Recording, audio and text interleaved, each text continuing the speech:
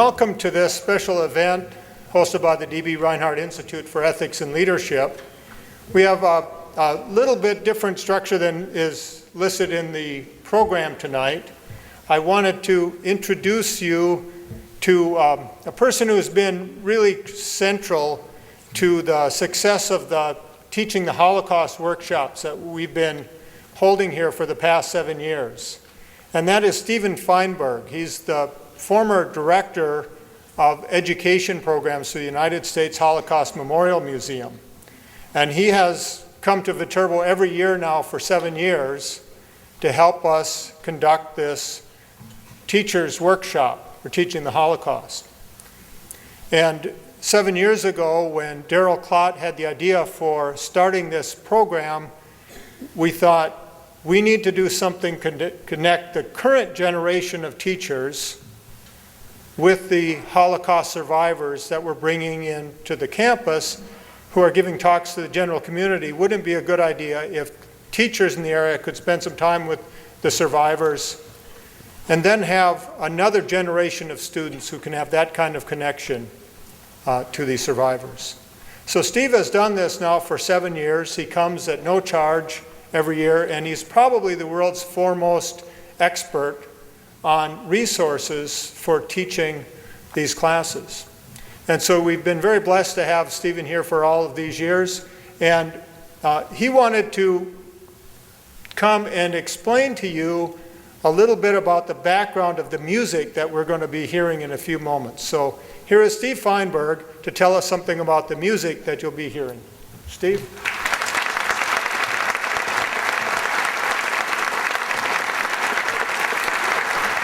Excuse me for running around like an idiot, but I guess I am. When the Nazis invaded Poland in September 1940, September 1st, 1939, they quickly defeated the Polish army. And with the invasion of Poland from the east by the Soviets in mid-September, by the beginning of October, Poland was destroyed. One of the first things the Nazis then did was place up notices around Warsaw that all of the Jews who lived in the Warsaw area were going to be relocated into a residential district specifically for Jews. The Nazis never ever used the term ghetto. They always referred to it as a Jewish residential district. Jews were ordered to move into this Jewish residential district no later than the beginning of November in the year 1940. So about 13 months after Poland surrendered, walls had been built around the Jewish residential district, and Jews were required to move out of their apartments in other parts of Warsaw and into the residential district, which we know as the Warsaw Ghetto. Among the people who went into the ghetto were many talented Poles who happened to be Jewish. One of them, a woman named Paula, is the author of the piece that we are going to hear tonight.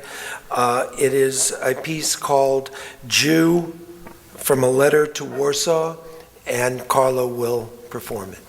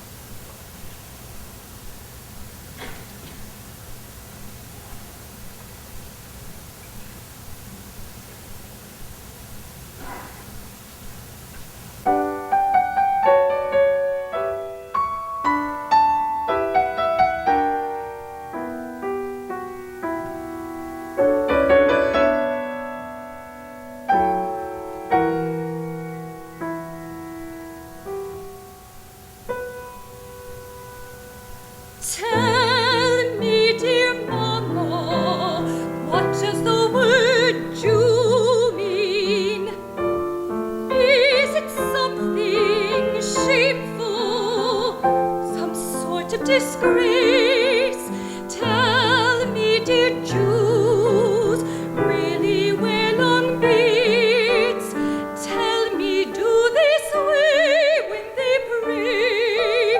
Tell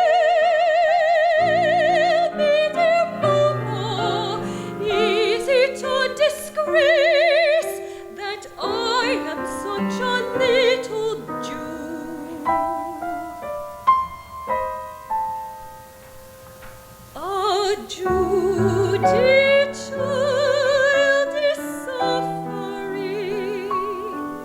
A Jew, dear child, is at fate. A Jew, dear child, is weary.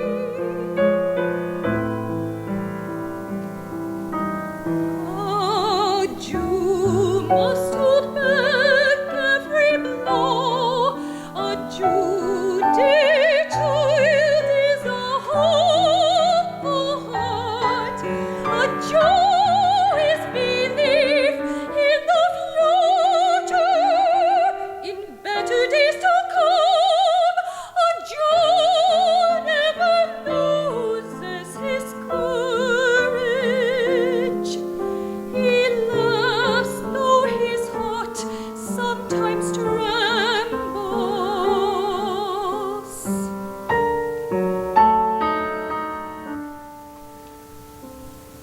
Tell me, dear Mama, why everyone sneers at him, why everyone laughs and sneers. Tell me, are Jews good for nothing?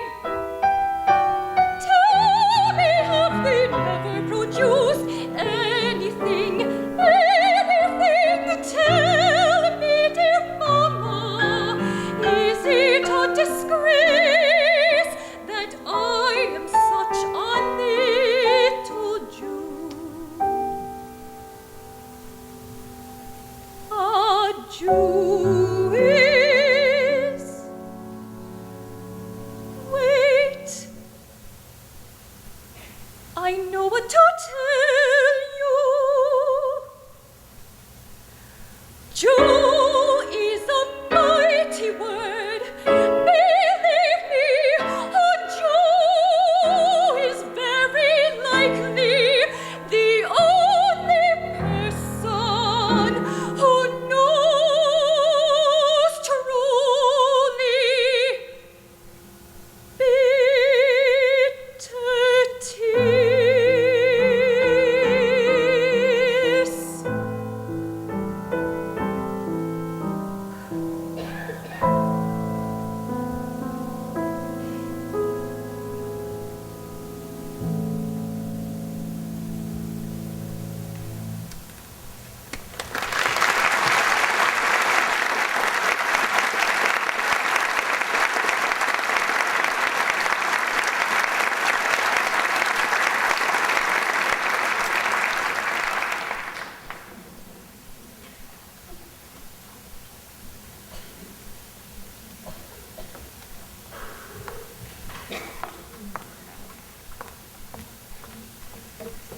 Good evening. I am Darrell Klott, and I have the very best job on the face of the earth. I am a teacher, and I'm also happy to tell you that I'm a Holocaust educator. First of all, I want to mention that if you have friends that were not able to come tonight, WKBT, which is our CBS news station here in La Crosse, Channel 8, they are going to rebroadcast, pardon me, tonight's presentation of Sam, not until June 15th. But you could put that, write it down if you're interested. June 15th at 11:35 p.m. on WKBT, or at 7 p.m. on WKBT DT2. You know what that is? DT2. I'm not very technical, but I'm sure you can find it. So go ahead and set your recorders. Rick mentioned that we have special guests in our audience tonight who are part of our 7th Holocaust Educators Workshop. Teachers, wherever you are, would you please stand up? Let's give them a hand.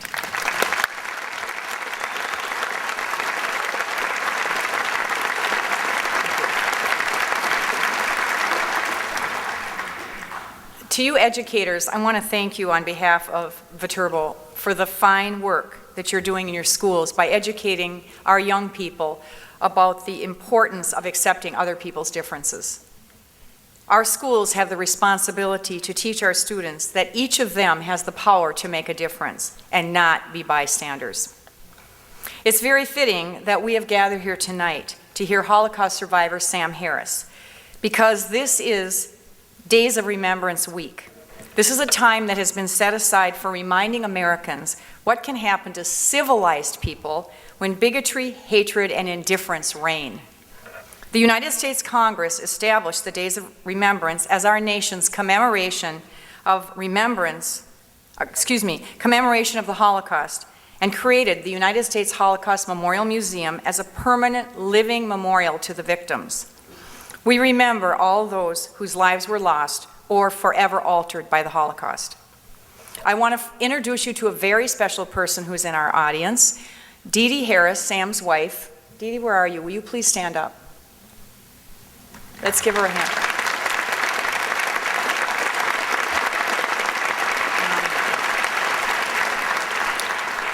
Dee Dee and Sam have been married for 52 years. And I want to tell you that Marv and I had the privilege of spending most of yesterday with them. And all I can tell you is prepare to fall in love with both of them. Many of you in the audience are familiar with the Franciscan Sisters of Perpetual Adoration, the founders of Viterbo University. For the past 134 years, they have been praying, along with their local prayer partners. They've been praying around the clock for prayer requests that come in from all over the world. The sisters are one of Viterbo's treasures, and I want to thank them for all their prayers to keep Sam healthy so he could come to us tonight. He's backstage, and he's probably wondering and thinking, gosh, I thought it was my doctors that were keeping me healthy, and now I find out it was the sisters. I am thrilled to see so many of you here tonight, for you are about to touch history. You're going to hear about the past from Sam, who lived it. Ultimately, it is through remembering and reflecting that we gain an understanding of the past and not repeat it. The Age of Survivors is drawing to a close, and before long, there will be no one left to say, I was there, I saw, I remember what happened. Very shortly, Sam's going to tell you his story, but I want you to know that he came to us very highly recommended. He is a proud Rotarian, and he was scheduled to speak at the Rotary District Conference in La Crosse last June. And I was so excited to hear him speak because he had been highly recommended by someone who had heard him, and then health issues prevented him from coming. The next thing that happened was, some of you that were in the audience last year remember survivor Peter Feigl, who spoke here in March. Peter called me and he said, Daryl, you have got to bring Sam to La Crosse. And then the third thing that happened was I found out that he's a very good friend of survivor Gerda Weissman-Klein, who I know many of you in the audience heard Gerda. She was here in 2006 and again in 2011. She spoke so highly of her good friend Sam. So Marv and I decided that we better go meet this man who we had heard so much about. So we drove to Chicago and we spent 4.5 hours with Sam and Dee Dee. And after the first 5 minutes, or probably more like the first 5 sentences, I knew that he had to stand on our stage and tell his amazing story. Today, Sam is the President Emeritus of the Holocaust Memorial Foundation of Illinois. He was the driving force behind the creation of the Illinois Holocaust Museum and Education Center in Skokie, a remarkable place which opened 4 years ago. The motto of that museum is "Remember the past, transform the future." Sam speaks extensively all over the country about the Holocaust and his experiences during that time. By doing so, he is carrying out the motto of the museum that he so loves. It is my privilege to introduce Sam Harris.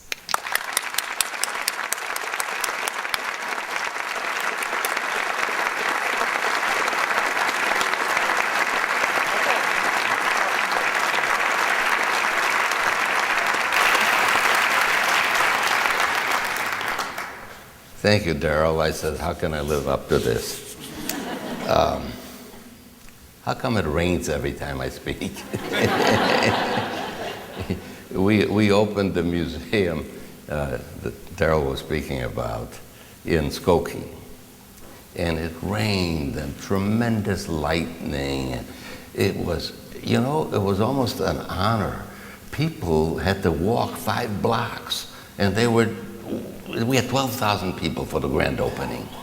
And you know what people were saying? Well, if those Holocaust survivors could make it, we can make it.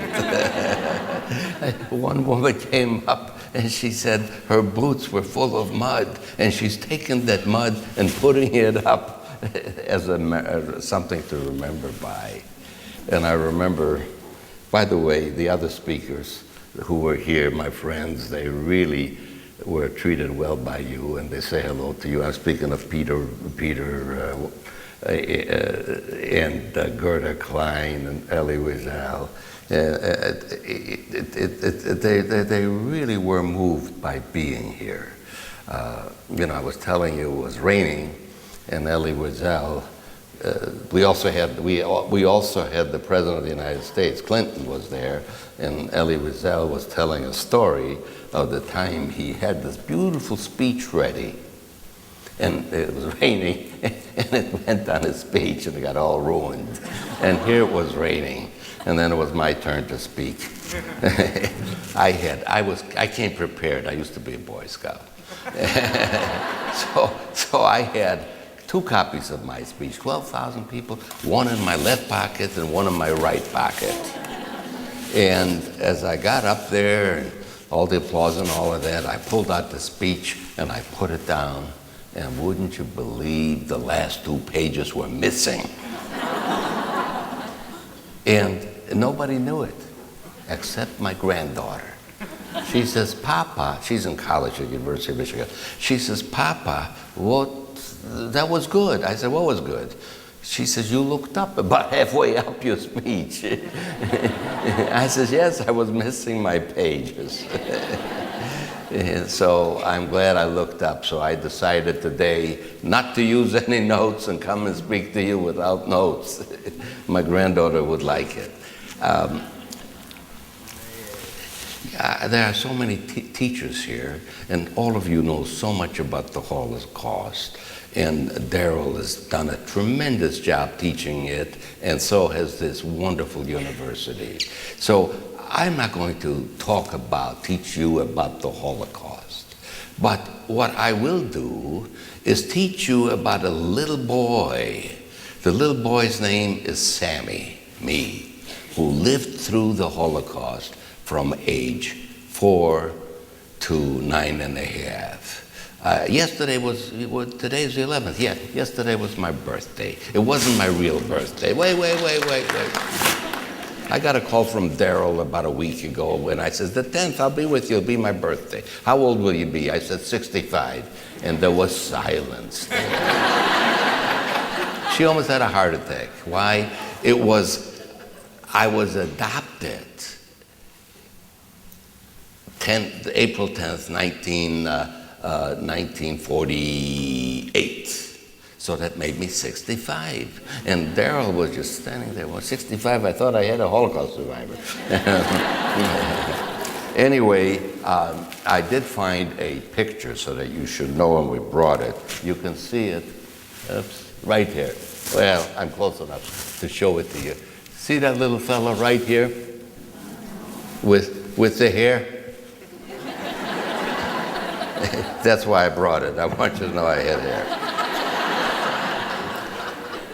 But if you look closely, those were all survivors, children survivors, and it says Ernie Pyle. You see that? That was the ship that I came on in 1945, an orphan, just approaching the harbor, seeing the Statue of Liberty for the first time. What went through my mind, you have no idea. What joy it will be. What will happen to me? My name was not Harris. It was Zheznik. Everybody say Zheznik. Oh, this is a good group. Nobody can pronounce it. It was a Polish name, Szlamek Zheznik. And then I was adopted. My name became Harris. All of these dreams were in my mind, but most of all, I love to see the Statue of Liberty and see the freedom that I've never had. And I want you to know I couldn't speak English. I learned three 3 words on that ship: yes, no, and Coca-Cola. I ended up in New York, got lost.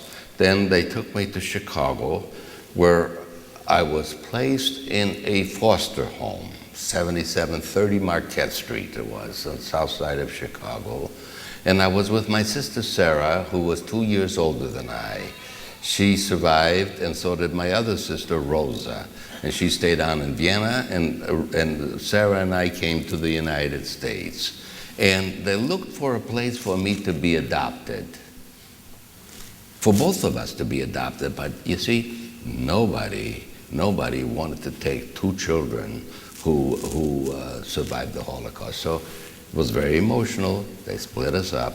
I was adopted by the Harrises, and my sister Sarah was adopted by people by name of Aronoff in Chicago.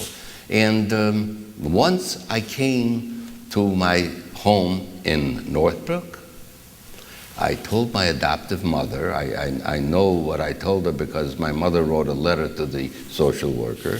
She said, Sam came, gave me the suitcases and said, he never wants to look at them again. And I was lucky enough and smart enough to know that I had to put a face, something around my head, a cement block, so that I wouldn't think about the Holocaust, because the dreams were terrible. And you know what? I never spoke about the Holocaust. And my adoptive parents understand it. My father was a doctor, a pediatrician. My mother was a teacher. So they understood it. I didn't want to talk, except I cried a lot at night when I was sleeping. And my mother, beautiful woman, would come to my bed, sit on the bed with me, and we would cry together, not asking me anything. Well, I went to grade school. They placed me in 6th grade in April, so I was a 6th grader for just a couple months, moved on to 7th grade, 8th grade, and I wanted to be an American boy. That's all I wanted to be. And I learned to speak English. And I learned it fast because I spoke 3 other languages before I came. And whenever people talked to me, I faked it. They would talk and I'd say yes, yes, yes, yes, and I never knew what they said, and that was it. So if you know some foreigners who say yes, yes, yes, don't believe them. So I went through high school. I got to be very active. To me, school was just such a pleasure, coming from a concentration camp to these wonderful places where you have food and friends and freedom. I took advantage of it all. I was elected president in my 7th and 8th grade, and then I went on to a high school called New Trier in Winnetka, Illinois. I played football. I was a wrestler. I was even elected president of my class. We had about 800 students. I really, really took advantage of everything. Then I went on to work. First I went to college, Grinnell College in Iowa, and graduated from there. And I went on to work. I was in the insurance business as an executive there. And you know what? Nobody knew about my background. I went to my 50th high school reunion, and some friends read about me in the Chicago Tribune. They were shocked that here we were, such good friends, and I never talked about it. So when did I start talking, and why? That's the question. I started talking when I have a friend, who used to be a Rotarian. I met him in Rotary, and he became my rabbi. He was a very smart man. And we used to meet for breakfast and speak Yiddish, German. He was a Viennese Jew. And he said something to me and tried to disturb me. And he did. What did he say? He said, Sam, now I live in the Chicago area. Those of you who know Northwestern is just about 15 miles away from where I lived. He said, Sam, there is a professor at Northwestern who wrote a book, The Hoax of the 20th Century, where he says the Holocaust didn't happen. Well, I got interested in that, and I looked up some things, and I found out there were a lot of books written that the Holocaust didn't happen. and that we're Holocaust deniers, and I got disturbed. And he said, Sam, now is the time you have to start talking.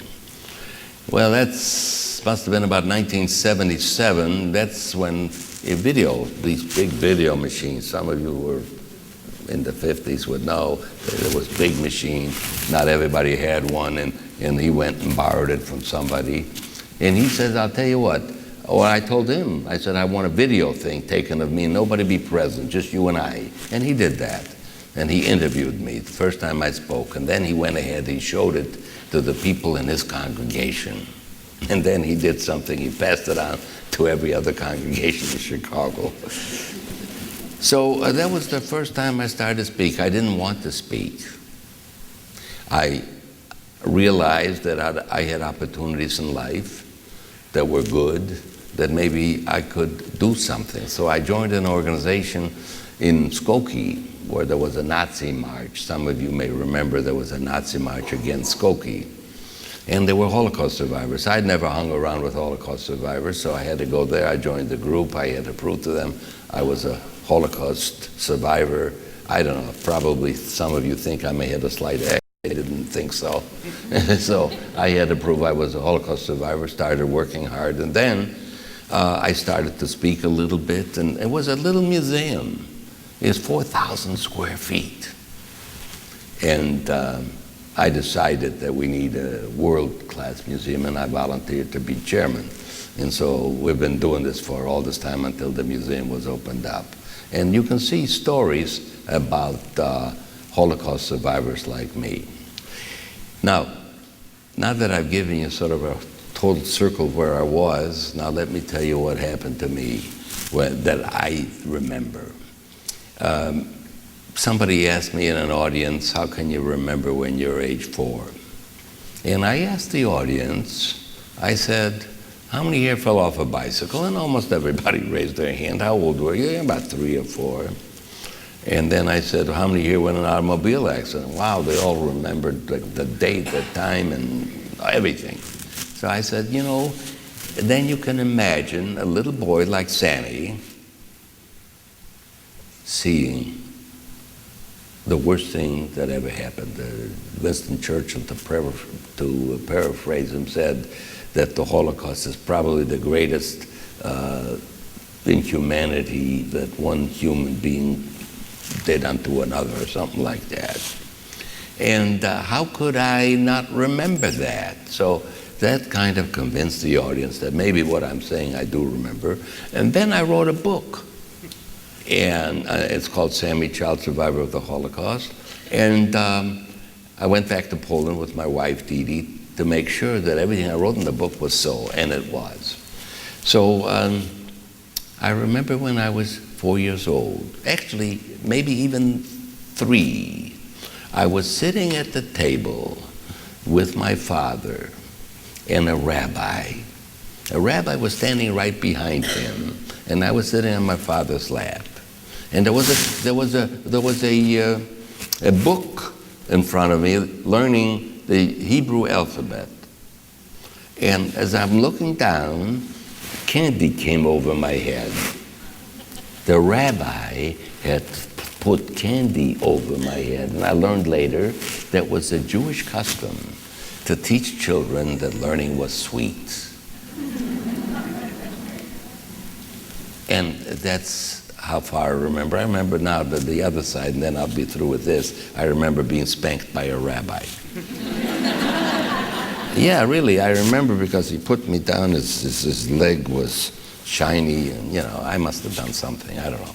But anyway, that's how far I remember. But I also remember, I want you to know my father was a sofer. A sofer is a person who writes the Torah. The Torah is written with a quill, dipped it in with a white quill into black ink, and he wrote each letter. It was like a painting, and I remember standing next to him on my toes, looking out to see the writing. He had the window open to get fresh air, and that was my father. And I remember going with him. I was very close with him because I was the 7th child, the boy, and that was big, the 7th child. And he kind of liked me, and I went with him. I liked him too. We were close, and I would go with him for walks on the Sabbath, and we would go to the shul, the temple, and we had what we call a mikvah. A mikvah is a ritual bath, and we would go there. And I remember my mother, she was a wonderful cook, a beautiful woman, and she was active in the community. And all of my brothers and sisters, I must have been spoiled. I must have been spoiled as a child. On the weekends, what we did, my grandfather had a farm in a little area called Cholna. But we didn't have cars, so we went by horse and buggy. We went to Cholna. And in Cholna, my grandfather had a barn. He had little ponies waiting for us. We would ride the ponies, and he had a little pond. To me, it looked like a lake. It's a pond. I went to visit it. It's small. I thought it was a huge lake. And we used to play with, in Yiddish, we called them kachkis, which were ducks. And when it rained, how come it rains all the time? When it rained, I liked to go into the barn and be in the straw. I liked the smell of it. Life was beautiful until September 1. 1939, when I was 4 years old. I remember we were sitting having lunch. We heard noises. We went outside. The noises came from the sky.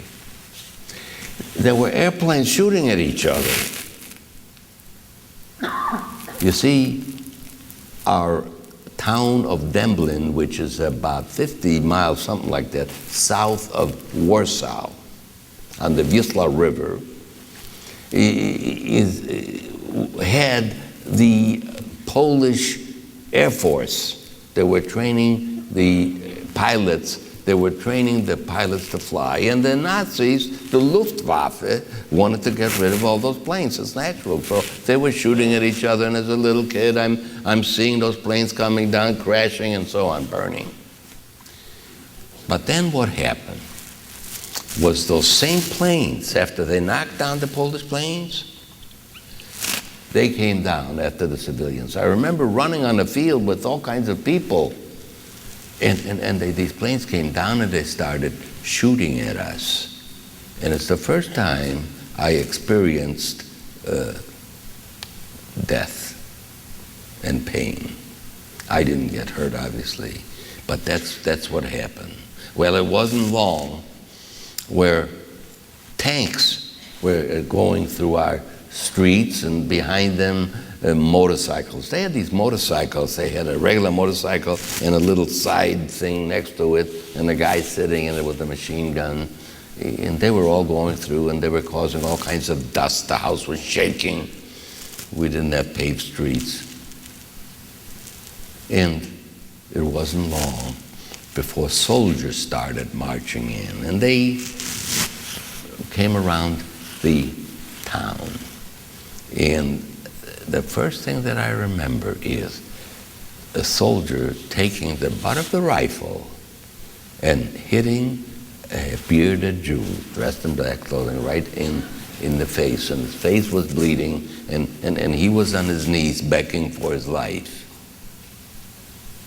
The second thing that I remember is now a soldier came into our house. The soldier asked my parents for some hot tea. That's just a little guy standing by watching to see what was happening. My mother gave the hot tea to my father. My father gave it to the soldier. The soldier, I remember it clearly, looked my father in the face, took this hot tea, and threw it in his face. That's something you don't forget. My father was in agony. He was wiping his eyes. But then it gets worse. One day, 4 soldiers came and took my father into the woods. My older brother David saw that, and he followed them. They were in the woods, and they broke sticks, and they started to beat my father until he passed out. Then they left. My brother David put my father, had him leaning on him. I remember they're coming home. He put my father on the bed. They took his shirt off, and he was bleeding, and he was in terrible pain. Then it keeps getting worse. The soldiers would come and round up Jews. They take him. In the morning, they'd be marching off someplace. At the end of the day, not everybody would come back. And then it even got worse. They made a ghetto out of our town. They put wires around it, and you couldn't leave that area. If you left, you were shot. I remember my sister Rosa came back, she was crying. She had left. She was beautiful. She could speak German. She talked her way out of it. She was shaking, she made it back. You see, you had to sneak out to bring food in because there was no food coming in. The whole idea was for the Nazis to starve the people. And if you looked around, you could see people on the streets, bloated, people sick, dying. You can see pictures of that, but I saw it firsthand. I was there. Some guy's writing a book, it didn't happen. I was there. I saw it. I experienced it. I was lucky. Then, one day, trucks came in. They came to town, and they stopped, and out of the back, soldiers came out again with bayoneted fall guns. They were yelling and running and pulling people out to go to the marketplace. It was a big marketplace. And those who did not go fast enough got shot or stabbed or hit. There was a lot of shooting going on. I read at the museum that day 800 people were killed. I saw pictures at the museum, which I kind of remembered. 800 people died, and they were shooting. They were rounding the people up and making big lines. The lines were just long, maybe 800 people, I don't know how many people, but they were also wide, about 8 people wide. And I was placed in middle of the line. It kind of reminded me, I like to see these animal channels where you see elephants and then you see lions around it, and the elephants put their little ones in the middle. You've probably seen that. And I was sort of like that. And I remember being in the middle. People were protecting me. My father was, and all I could do is just kind of put my head up and look straight in there and breathe, and while the noises were going on around me. And something happened to me as I was looking up. I was saying to myself, "You'll be all right. You'll be all right." It was though a guardian angel was speaking to me. And right about then, wow, I think about it now, my father pushed me out of the line, and he says, "Go over there." There was a pile of bricks. So I didn't listen. I listened, and I just did what my father said. I started running. I heard shooting behind me. I don't know if they were shooting at me or was the regular shooting, and I ran over there. My sister Sarah was already there. And we crouched low, and we continued to hear them shooting. Pretty soon, they asked the lines to go forward. They went forward. They went toward the train. The train, cattle cars, they marched in that direction while we were peeking, looking. And you know something? In my mind, that line is still, I can still see that line going in the direction of the train. Right now, I can see it.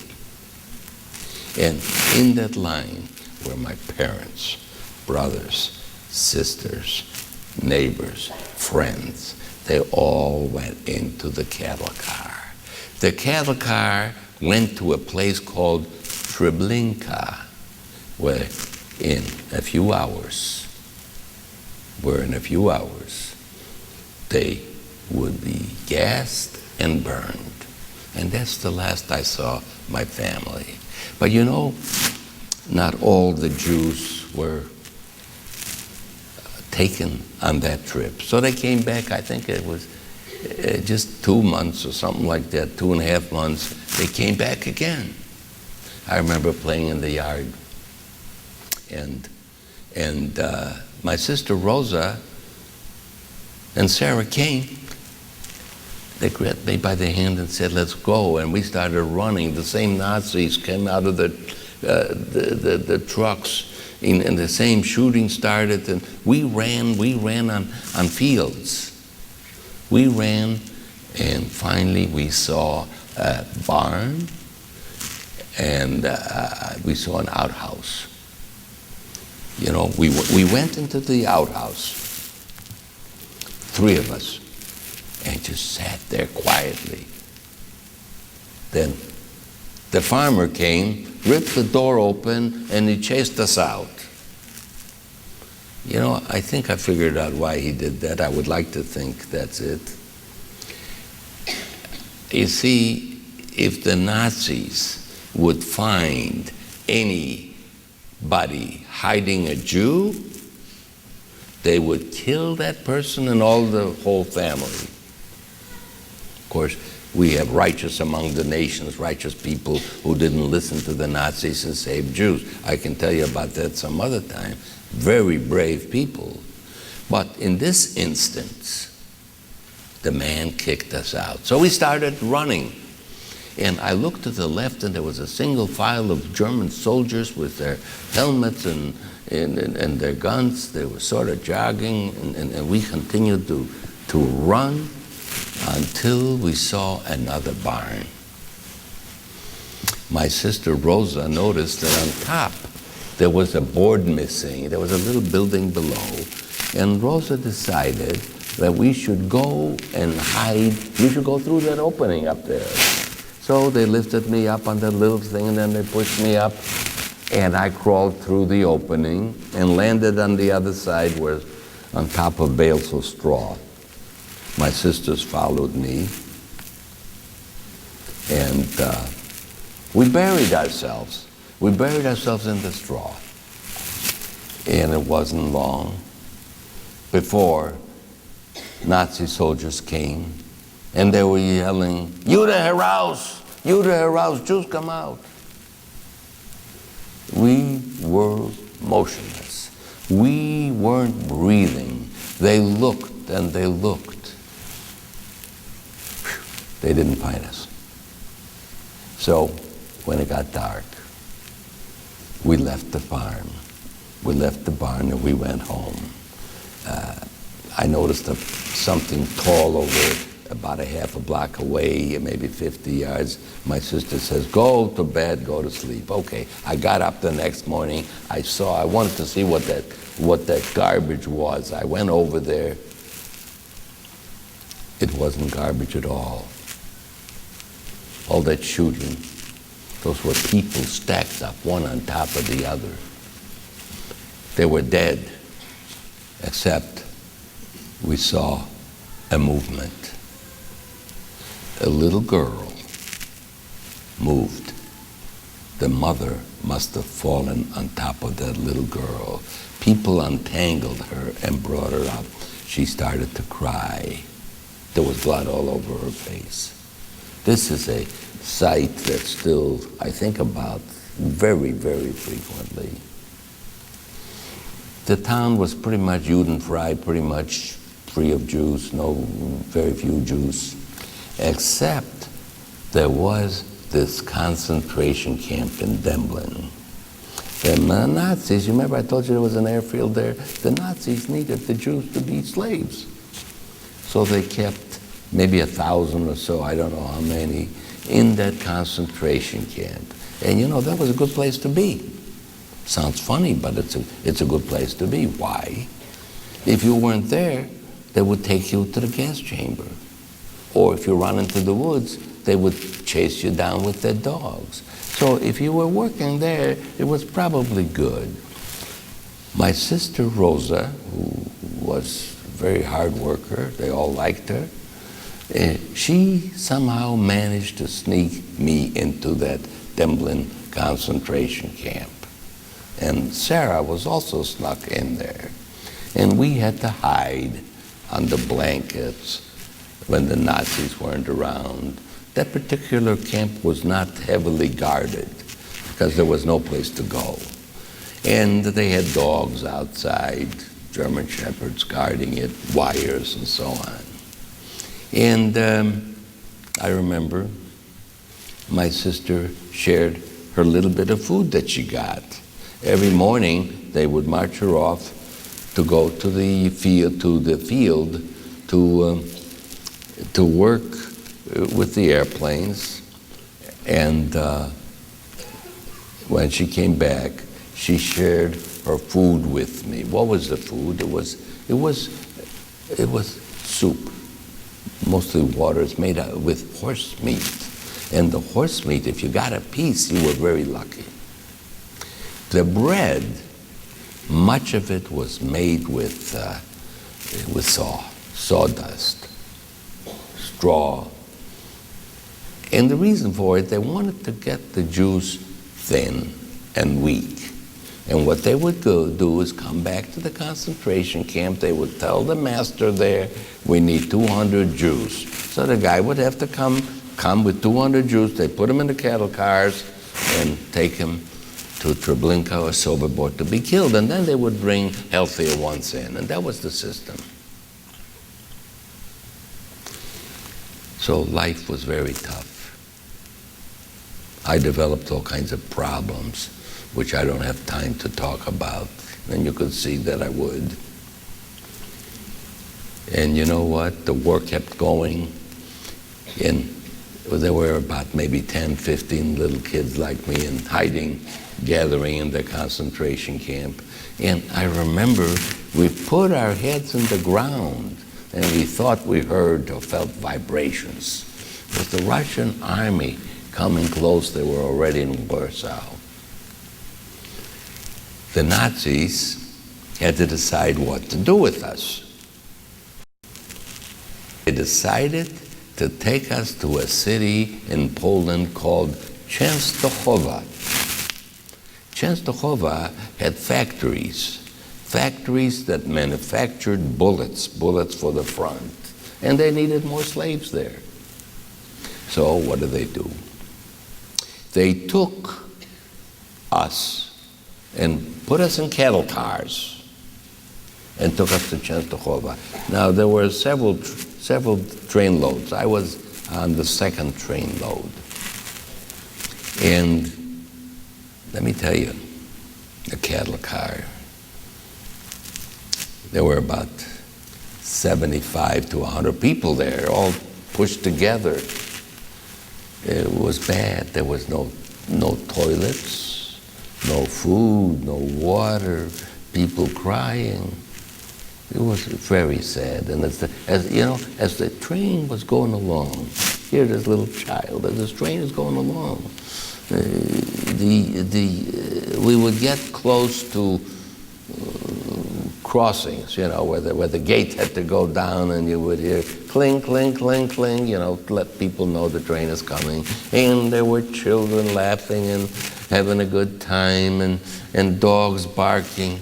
And I was inside this terrible place. I thought I was in the belly of a monster. I wished that I was out there with those little kids. I wished I was a little dog, anything but to be in here. We must have been in the cattle cars about 2 or 3 days, I can't tell you. Suddenly, we were in Częstochowa. The doors were slid open. And as the door was sliding open, we could hear in German, "Raus, come out. Verfluchte Juden, dirty Jews, come out." They were beating people with their whips, and there were dogs barking, and there was like a couple of boards. We had to walk on that, and my sister Rosa held on to my hand. She held out Sarah's hand on the other side, and she told us to be standing on our toes so we looked tall, so we could work. Well, I stood on my toes. I was just a little kid. By that time, I'm about 8.5, 9 years old, skinny and all of that. I could stand on my toes all I want. Nazi soldiers saw me, came over and ripped me apart from my sister, who started to cry. Of course, I was crying too, and I didn't want to go. And he decided to kick me, and he kicked me in my skinny little chest. I don't remember crying. I don't remember in pain. I just remember he had this shiny boot, going all to his knee. I just remember that shiny boot coming at me. You see what they did? There were 5 children on that train, and they put us in a little waiting area, a little room outside the concentration camp. The plan was to take us, those few kids, into the woods and to be shot. This was the procedure they had done before, I was told. But then a miracle happened. You see, in Demblin, let me tell you the miracle. In Demblin, there was a fellow, a Jew by name of Hermann Reinhart. He was an Austrian Jew. One day he's working out there in Demblin concentration camp, and this Nazi comes over and gives Hermann Reinhart a big hug and a kiss. Hermann! You see, they were together in the Austrian army in World War I. This German soldier was laying in the field wounded. Hermann ran down, threw him on his back, and ran while the bullets were going and saved him. So when Hermann Reinhart knew where he was going to Częstochowa, he had a little daughter named Ruthie, my age. He says, give me a letter that I can present to someone at the other end. Tell him what deeds I have done, and maybe he can save my child. And he did that. The soldier did that. And we get to the other end, and Reinhart pulls out the letter, shows it to the assessment in charge. His name was Bartenschlager. He was a sadistic guy, could kill people on the spot. Bartenschlager. And Bartenschlager is saying, hey, forget it, I don't care. He didn't want to even read the letter. But Reinhart, the only language he spoke was German, so they got at it. Reinhart was a tall guy, and they were arguing. But Reinhart had nothing to lose, so they argued. And finally, Bartenschlager said, Deine bleibt, which means yours stays. Wow. Now, Reinhart didn't know, he hesitated, and he said, alle oder keine, save all 5 or none. Well, Bartenschlager kind of stood there and he said, okay, they can go into concentration camp, but if I ever see them, they'll be shot. So that was the luck. Now, here's the story. It's a happy story that I have to share with you. Here we are in this room, and not too far from where the people were watching us, there were barbed wires, and there were hundreds of people leaning on the wires, looking at these 5 skinny little kids. Now you have to remember that these people behind the wires, they haven't seen a Jewish child, they haven't seen any child in years. And here they see these 5 little kids coming in. I remember the gate opened up, barbed wire gate. They reached for us. I remember being lifted. I was kissed. I was handed from hand to hand and loved. They were crying. And I still remember to this day. And it's one of the reasons that I am so active. It reminds me that I am one of the few, very few, one of the youngest in the world to have made it in 2 concentration camps. And I have to speak for the 1.5 million Jewish children that died. And that's what I think about. And we stayed in this concentration camp. It was bad. There were lice and fleas and hunger. And we stayed there from May till January, from May of 44 till January 45. Then it was evening. We heard noises outside the walls of the concentration camp. The skies lit up. Reflections from the clouds. The Russians were coming in real fast. There was fighting going on outside. So what did the Nazis do? They tried to move us again, and they got a whole bunch of people. They got them off to march. In the cold winter, it was very cold winter. The people were marching until they died. Others they put in cattle cars. I remember staying in line with my sister Rosa and Sarah. We were waiting in line because we're supposed to go too, either for a march or into the cattle cars. But you know, the Russian army came so fast that the Nazis ran away. There was one guy left on top of the wall. And the people, the prisoners, went up and got him. They didn't hurt him, they just got him to leave. And suddenly we were free. And one fellow went into the SS men's kitchen, came with it looked like the size of a football, little teeny football, of butter. And he gave it to me. Guess what I did? I ate the whole thing. Guess what happened to me? I got very sick. Well, we left the concentration camp. It was cold, and we had to go. The Russians were still coming in. It was dark out, and we could see one Russian, and he was waving at us, and then another, then their tanks. But all along the way, I saw dead soldiers. I saw German dead soldiers. I saw Russian dead soldiers. And we kept going and going. The whole object was for us to get back to my town of Demblin, to see if there were any survivors, friends or relatives. There were none. So my sister Rosa decided to go with her husband, a Viennese Jew, back to Vienna to see if he had any surviving relatives. And they left Sarah and me in an orphanage. And I stayed. They promised to come back and get us.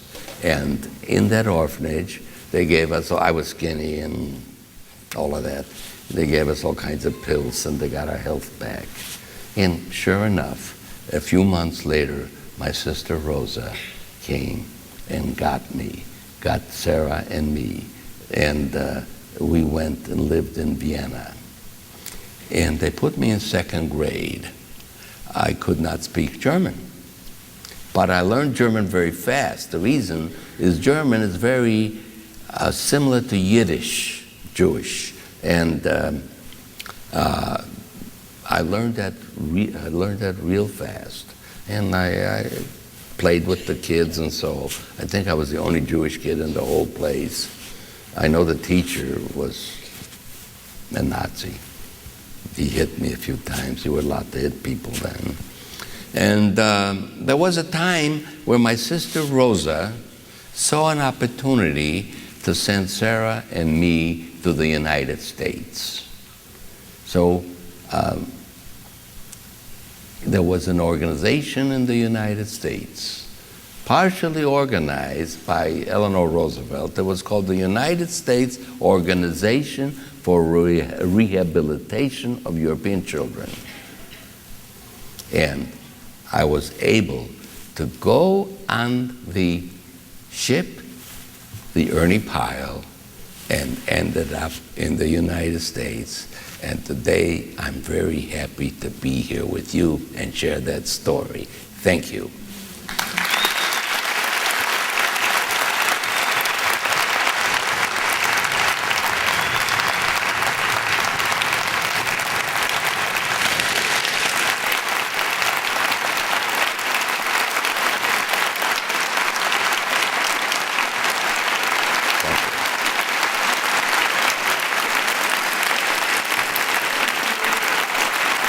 Thank you.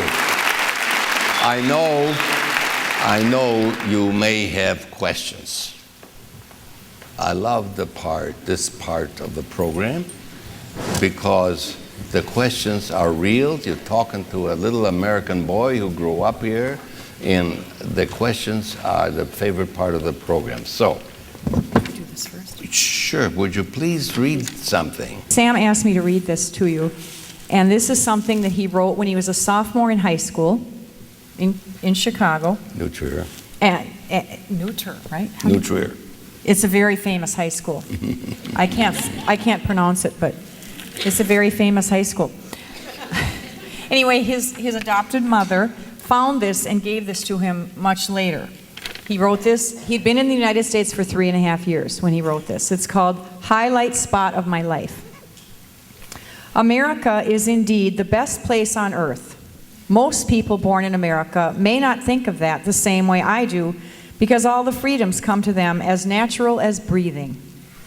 I, being born in Europe and living there through the war, have a different respect for democracy as being practiced in the United States. Not until about 3.5 years ago did I know what democracy was. Then the day came I moved to this free country. This was a complete change for me in the way the people lived and the language they spoke. In all the countries I have been, including Poland, my birthplace, Austria or Germany, did the people move so freely and live in such modern countries. Then, still on the harbor ship, the Ernie Pyle, I stared at all the million lights which brightened the night. Between the huge buildings and our ship on the water, there lay a little island on which rested the Statue of Liberty. Even not knowing yet what this huge figure was, I stared at it with great interest. Then I questioned. When I realized what it symbolized, that much more my eyes brightened with freedom and my heart beat like the drum of peace. Now I have lived in this heaven for 3.5 years, and I still think of these first visions of real human life, which all the people all over the world should someday experience. My heart, I should hope, will never let me forget the sight of liberty my eyes saw on the first night in America. God bless America. Hey, that was beautiful. That's great. I love it. Did we do okay? Yeah, you did perfect. Now, as Sam said, we're going to do a Q&A, and this is his favorite part. He loves the questions. So if you'd raise your hand and ask the question, I'm going to repeat it so that the rest of the audience can hear the question. Yes. She said that her family immigrated here from 50 miles outside of Warsaw. I don't know the exact time. And Sammy looks like your like her grandfather. Because we got to talk. His hands and the way he talks reminds her of her grandfather. That must be a very special memory. And her question is, how old was Rosa, his sister that took such good care of him? Rosa was 14 years older. She was beautiful, dynamic. She lived in Vienna, Austria. Her husband, Walter, died about 20 years ago. The interesting thing is, Rosa met up with a fellow that was serving in Hitler's army. And he was Catholic. As a child, he was in the Hitlerjugend. But he did it because he had to. He was the most wonderful guy. He lived with Rosa for 20 years. He walked around with a Star of David and a yarmulke. But they didn't get married. And the reason they didn't get married, him being Catholic, and she's in Germany, he was not allowed to get a divorce. Isn't that a funny world? Unless you and I talk, I think you look like my granddaughter. Okay, yes. Okay, she said that she's a 6th grader and she's just learning about World War II, and she'd like to know if Mr. Harris has ever did ever catch a glimpse of Hitler. No, I never caught a glimpse of Hitler. I was in Poland. He was, I don't know what would happen if I caught him. And no, I did not. I just thought of something. I have to share this with you. Sam spoke at Westby High School on Tuesday morning to a huge group of people. And one of the questions from one of the students was, what do you think would have happened, Sam, what do you think would have happened to you if the Holocaust, if you had not lived through the Holocaust? And just like that, Sam said, I would be president of Poland.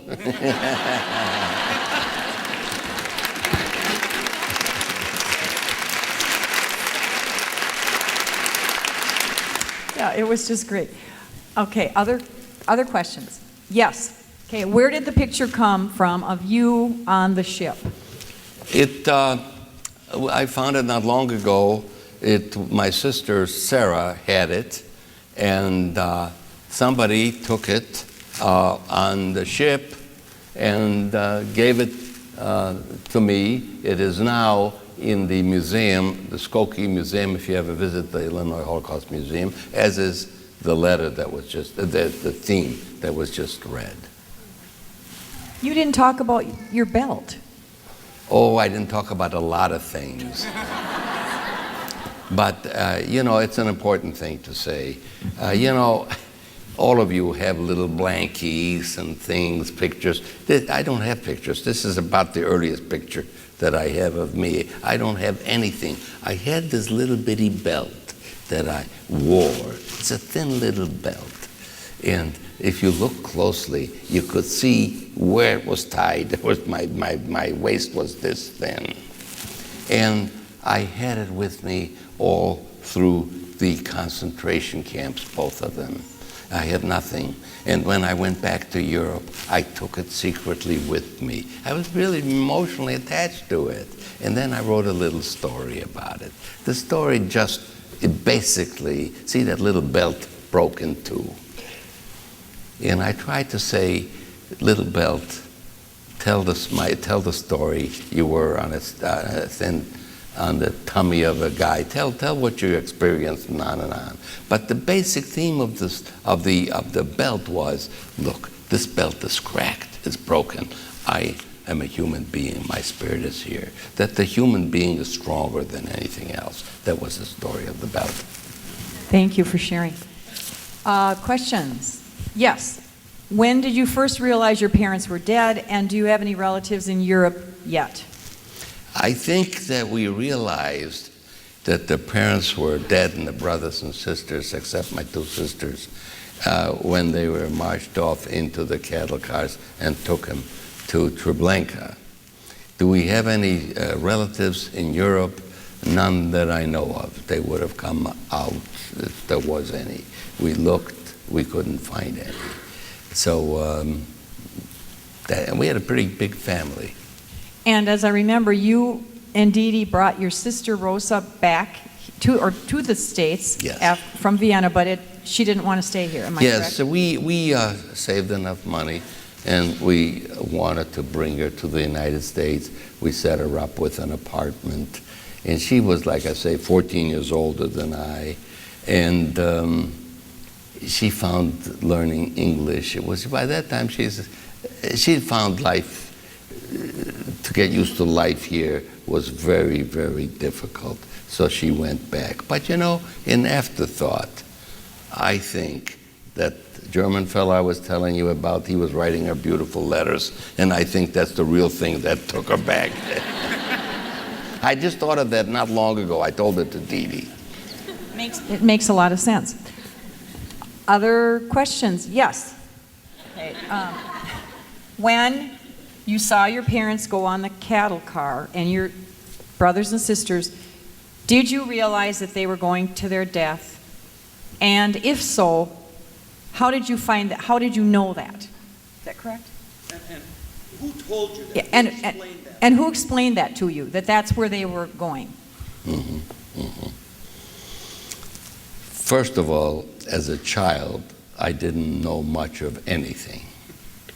I was raised in a little area I was telling you about, and then I was in a concentration camp. I didn't know there was a United States. I didn't have an education. I didn't know anything. Now, in that concentration camp that I was at in Demblin, there were cattle cars going through, and we could see them. And in the cattle cars, there were people. There was an opening usually at the top. People were sticking their hands out, water, yelling, crying, and they were all going in the same direction. And I remember as a little child, somebody taught me a song, which I don't usually offer, but it was in Yiddish. It was called Trublenka dort, for jeden jeder gut Nord, forget your name, there kommt nicht Rot. I remember that. What did I just say? You don't speak Yiddish, do you? Would you like to learn? I'm not real good at English. I didn't want to tell you that.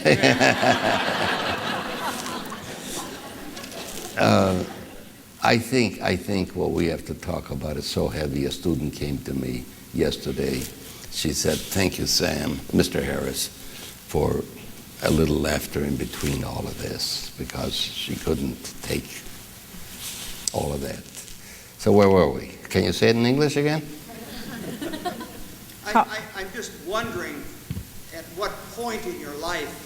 I knew it right away. The trains were all going toward Treblinka. We learned songs. There were dead people always, people running away from my concentration camp. The people would run away. They brought them back. They would hang them so the rest of us could see that if you run away, they'll hang you. They would shoot you. There was death all over, hunger. It's tough to believe, even for me to believe what I'm telling you. See, Hitler had the thought of killing all the Jews. He killed in Poland alone, the country I came from, 3 million, 1.5 million Jewish children.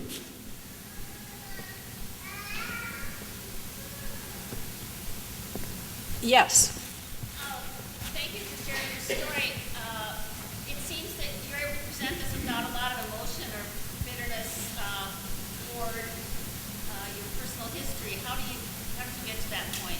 She's thanking Sam and saying it seems like he can present this story without bitterness and without a lot of emotion. And how did you get to that point? Mm-hmm. If you were here yesterday, you would notice that I broke down a little bit. I saw one of the people crying, so I went over to one of the teachers, and I couldn't help it. I broke down. There is a lot of emotions. You're right here on the Mississippi River, and I used to have a cottage on the river in Rockford, and I used to watch the ducks.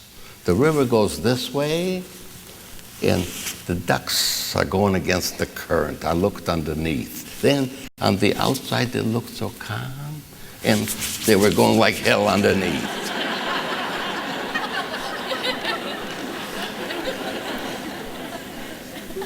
That's me.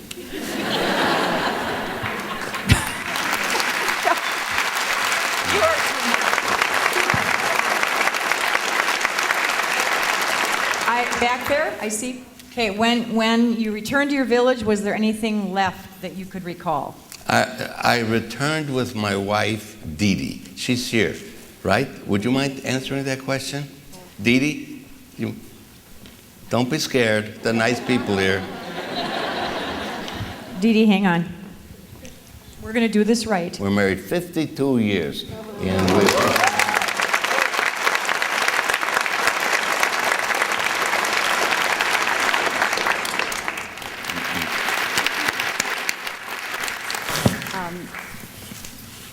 I did ask Sam. I thought it would be a very good idea for him to go back to his hometown. And I asked him more than once. And eventually he said that he would do it. I thought he needed to go full circle. And so I was very nervous, but He was also very, very anxious as the cab, our limo, with our guide was pulling up. Here was this man coming back with a guide in a limo he had left on a train going to Czestochowa, and now he was coming back in a limo and into his hometown.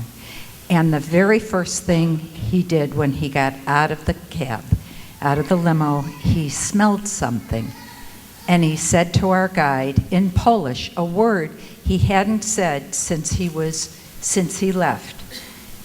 And the guide looked at him and he said, "That means lilac." Sam was smelling lilacs. And that was his first good memory that he had had since he left Poland. After that, it was really a very charmed trip. We had an amazing historian that gave us a piece of Torah that he had found in the building next to the building where Sam's father lived and wrote the Torah. And we took this piece of Torah. We actually bought 3 pieces. We paid for it, of course, but we bought the 3 pieces that this historian, the town historian, had. And he said it was found in the attic of the little home next to Sam's. And we took it to a rabbi, and we said, "Rabbi, tell us, did Sam's father write this?" We were so desperate for anything from his family. And the rabbi said, "Sam's father wrote it." He really didn't know, but he wanted to make Sam feel better. And so now each one, Rosa, Sarah, and we, and us, have this piece of Torah above it in our home, above our fireplace, and it means the world. And I want to tell you one other quick story, and that is we went to Cholna, the farm that his grandparents owned. His grandfather made shingles on the for roofs. And we were very anxious to meet somebody, anybody that would know anybody from Sam's family. And with this, an old man walks out of a little farmhouse and comes towards us. And Sam said to the guide, "Ask this man if he knew my grandfather." And so the guy did. And this old man said, "I worked for your grandfather." This meant the world to us, to Sam. And Sam asked a very, very poignant question. He said, "Was my grandfather a good man?" And the man said, "You see that corner over there? We call that corner Laba's Corner. Everybody loved your grandfather." Can I kiss you?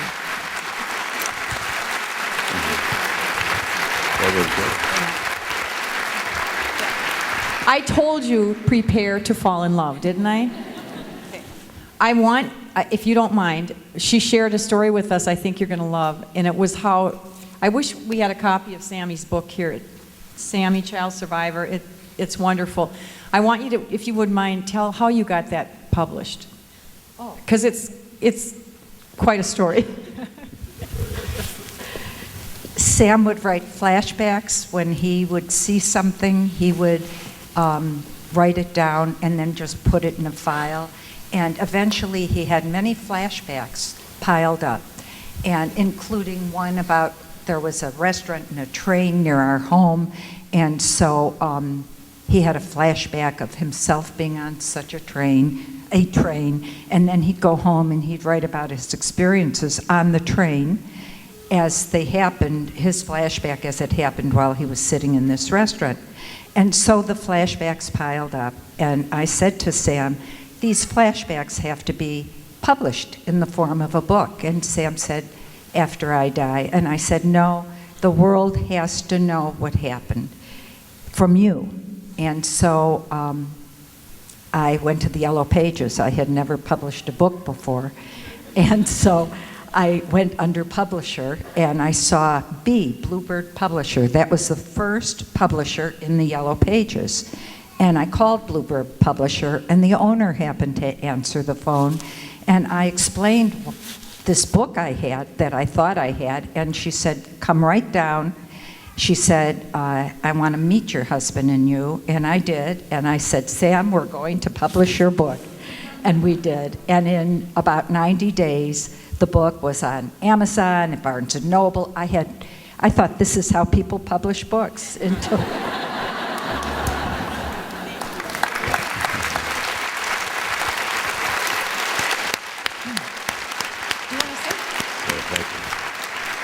Wonderful. Any other? Right here. He wants to know if you're familiar with the soldiers that are being prosecuted that... We're in the process of, I think one died before he was sentenced. Are you talking about soldiers, or are you talking about concentration camp guards? Concentration camp guards. Guards that are being sentenced, They were found and prosecuted at an old age, in old age. Do you have any thoughts on? Sure. No, that happens to be a very good question. I've thought a lot about that. And I think in the United States, justice follows the person. If somebody murdered somebody and they find you many years later, I think they prosecute. Am I right, all of you lawyers out there? Yes. And why should that be? See, I go around in my book, if you read it, as I start off by saying, I love everybody. And some people say, well, forgive those Nazis. I do not have the power to forgive. I'm not a judge, I'm not God. It's up to them. They screwed up. They did it. So they had the Nuremberg trials, you probably know, and a lot of them were the bad ones. They were, justice was done. And if that was justice, and they were tried by whoever tried them, I am for it 1,000%. Okay, back there. Did you keep in contact with your sister after you were separated? Yes, we kept in contact. I just came, my sister Sarah, I keep in contact with her constantly. She has 3 sons. One of them is vice president of Disney. So we try to get tickets. Yeah, we got good reason to be in contact. I just was in Arizona. She visited me. She's a lovely woman who has contributed a lot. But the interesting thing is, neither one of my sisters ever wanted to talk about the Holocaust. Nothing. They were younger. And my oldest sister, Rosa, who passed on last September, she says, oh, what does a little boy remember? Even she questioned.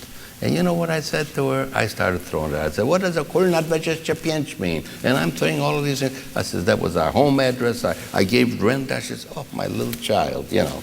A little child had nothing to do but to memorize all these things. Great, thank you. Yes.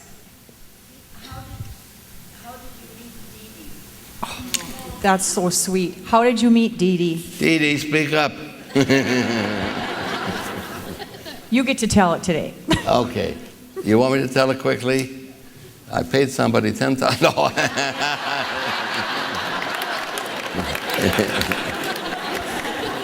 I worked with a fellow, and her sister met me at a party. I had won a trip for the company for which I worked, and we visited, and she apparently went, told her, and they tried to make a match.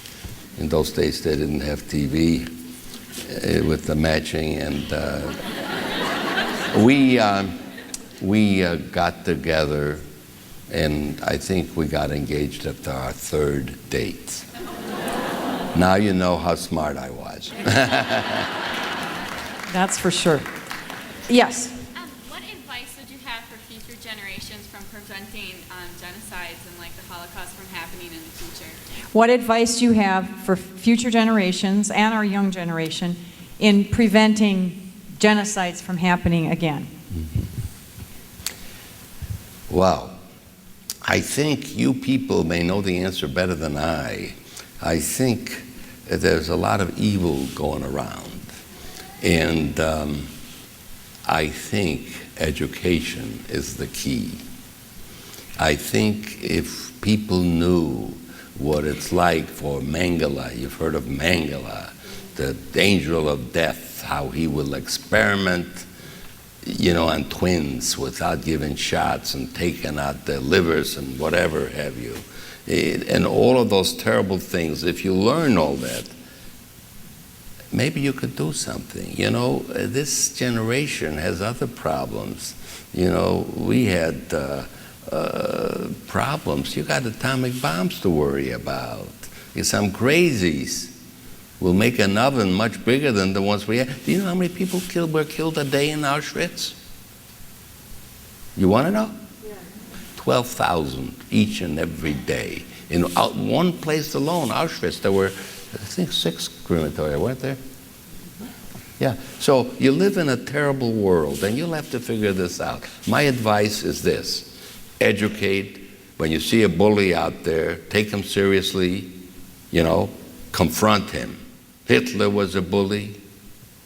Saddam Hussein was a bully. Stalin was a bully. You got to get them and take care of them, or they will take care of us. So that's one thing. Confront the bullies. The second thing I want you to know is that the human being is very strong. The spirit, like I said earlier, is much stronger than we give it credit for. And as long as we have a democracy, we have this terrific country. You saw what I said at age 12 and a half, and I feel even stronger now. We are the beacon to the world. We are unselfish. We give of ourselves. We help everybody. We have problems inside, but we'll solve them. So we have a wonderful democracy, and I think if anybody can do it, it's you people in our democracy. That's great. What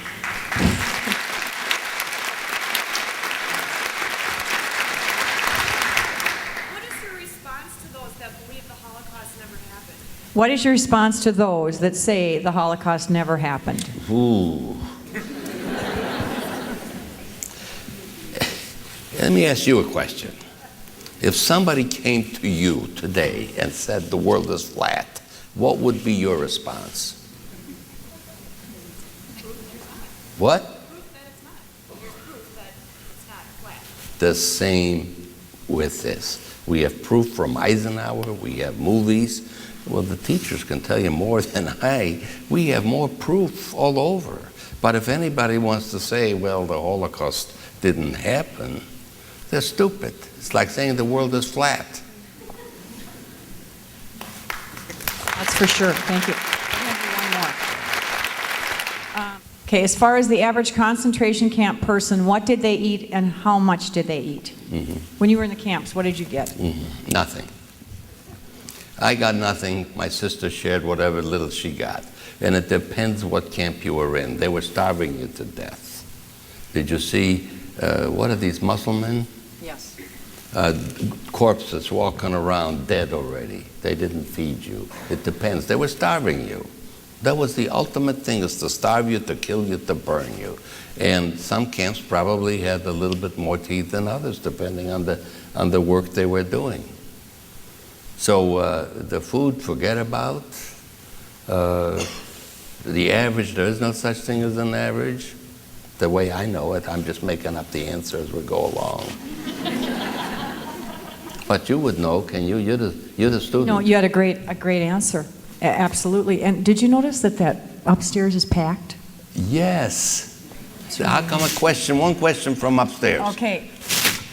One question from upstairs. Who's got one? They weren't listening. Okay, right there. Somebody give us one. I have partial answer. I don't know how you define luck. But there's an element of luck, an element. And then I came up with something else. And this young lady here, who was my cousin or something, there's something known as genes, right?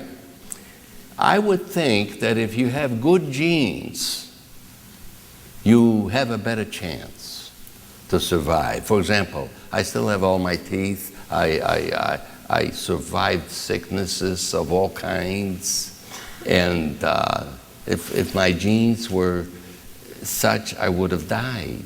So I have to believe that the genes had something to do with it, luck, and maybe a little bit belief in God. I had a guardian angel, I told you earlier. And what else? The hand of protection? Hand of protection on him, did you say? God's hand of protection on For you. sure, I buy that. All right, I could Does tell. that answer? We could be up here all night. I can see that right now, because he loves it and we love it. But I'm getting the. When he was on the farm hiding under the haystack, would the farmer have been killed if he would have found Sam? Is that what you're saying? Would the farmer have been killed? It's high speculation, but the Nazis did not revere life. They did not really care about life. And I would say, based on the other things that have happened, that most likely they would get shot. Would it be a certainty? Maybe the farmer ran away, he was hiding, I don't know. But generally, if a person was hiding there in his property, he would be shot. I would have to take a yes. Good question, thank you. Let's give him a big round of applause. They love you. I love them. I love them. They're great. Upstairs. Where's up? Very good. You did a great job. Okay, I'm gonna go.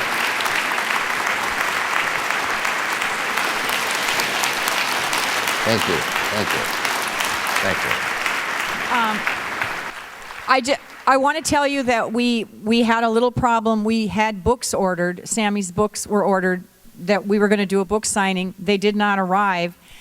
Sammy's going to be out in the lobby. Rick, do we have refreshments? We always have refreshments, I'm sure we do. Anyway, he'll be out in the lobby and he'll sign your programs, and we're going to put the book on the website. You'll be able to order through the Viterbo website. It's really a great book. I hope you can get it. And thank you so much for coming.